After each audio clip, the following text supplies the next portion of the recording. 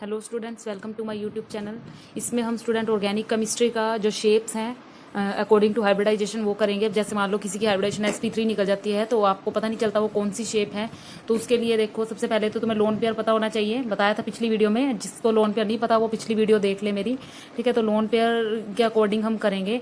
अगर lone pair नहीं है, सपोज कि आपकी हाइब्रिडाइजेशन है sp, ठीक है, sp वाली हाइब्रिडाइजेशन है, sp यहाँ अलग से लिख देती हूँ मैं, ठीक है। और उस केस में आपका लोन पेयर है ही नहीं, जीरो है, तो स्ट्रक्चर होगी लीनियर। नोट करते जाओ साथ साथ, वैसे डिस्क्रिप्शन बॉक्स में मैं दे दूंगी लिंक इसका।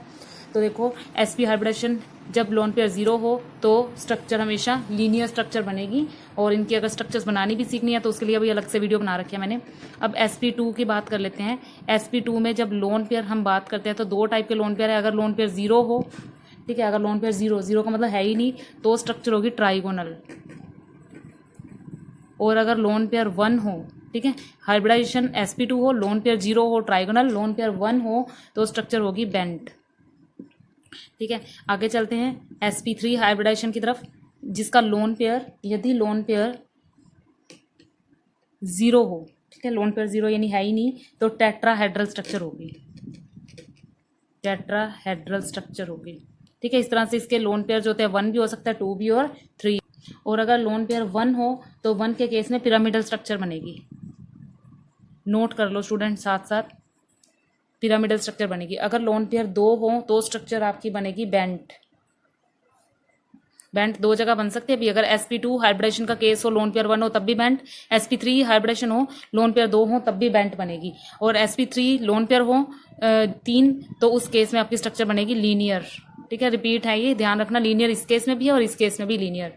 नेक्स्ट हाइब्रिडाइजेशन जाती है हमारी sp3d, ठीक है। इसमें यदि लोन पेयर आपका जीरो है, ठीक है, यदि वन है, टू है या थ्री है, ठीक है, यदि लोन पेयर जीरो है तो ट्राइगोनल बाय पिरामिडल बनेगी, ट्राइगोनल बाय पिरामिडल, ठीक है। और यदि आपका लोन पेयर हो वन तो उस केस में स्ट्रक्चर बनती है सीसा स्ट्रक्चर।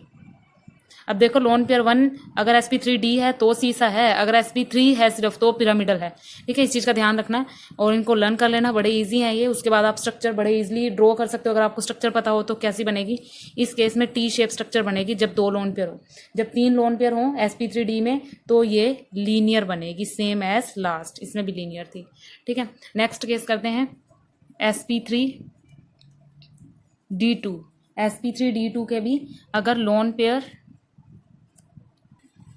इसमें भी अगर लोन पेयर आपका जीरो है, लोन पेयर जीरो वाले केस में देखो sp3d2 के लोन पेयर जीरो में ऑक्टाहेड्रल स्ट्रक्चर बनेगी, ऑक्टाहेड्रल स्ट्रक्चर। लोन पेयर अगर वन है, जीरो नहीं है, वन है, तो स्क्वायर पिरामिडल बनेगी, स्क्वायर पिरामिडल। और उसके बाद यदि लोन पेयर टू है, ठीक है, और इसके लिए बनेगी आपकी स्क्वायर प्लेनर, स्क्वायर प्लेनर, ठीक है।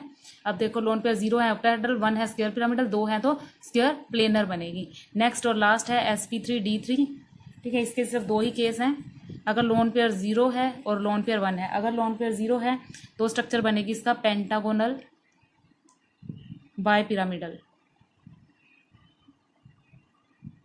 ठीक है। और अगर वन है लोन पेयर तो स्ट्रक्चर बनेगी इसकी पेंटागोनल मोनोपिरामिडल, ठीक है। तो ये एक बार आपको स्क्रीनशॉट लेना है तो स्क्रीनशॉट भी ले सकते हो और मैं ये आपका डिस्क्रिप्शन बॉक्स में भी डाल दूंगी, ठीक है। तो नेक्स्ट वीडियो में हम अगला टॉपिक करेंगे। Thank you.